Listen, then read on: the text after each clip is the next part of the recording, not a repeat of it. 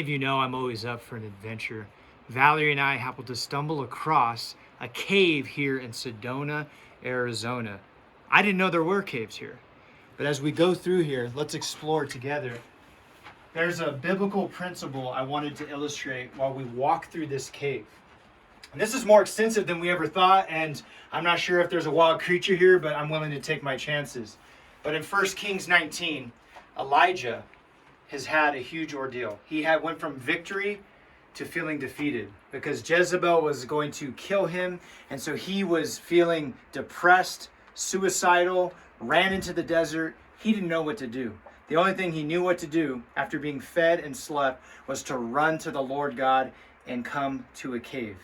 And that's where I want to discuss right here, is being in this cave is where the Lord met him. And let's kind of go through our little area here together. And the interesting thing is Elijah, when he first got to the cave, the Lord said, "What are you doing here, Elijah?" Then a wind came and crushed the mountains together. But the Lord was not in the wind. After that was an earthquake, but the Lord was not in the earthquake. After that was a fire, but the Lord was not in the fire. It wasn't until there was a still, small whisper in the cave that again repeated, "Elijah, what are you doing here?" And Elijah told him his plight. And a lot of times we like to look at the activity of God and forget about the voice of God. That we hear his still small voice, just like all I can hear right now in this cave is that gentle river down there. I can be able to hear the Lord's voice by silencing the activity, the busyness, the to-dos, all the stress and anxiety that comes with that, to be in the Lord's presence. That's what Elijah needed. And let's face it, we need that too. We need to find our own time in the cave to hear the Lord's voice for our lives.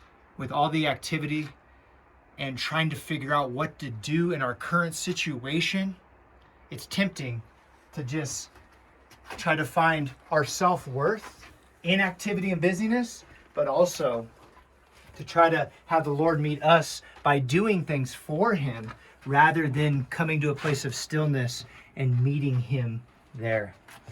Because the next thing you know is that the Lord gave Elijah a fresh wind, told him new directions of what to do, and to also commission Elisha to come after him.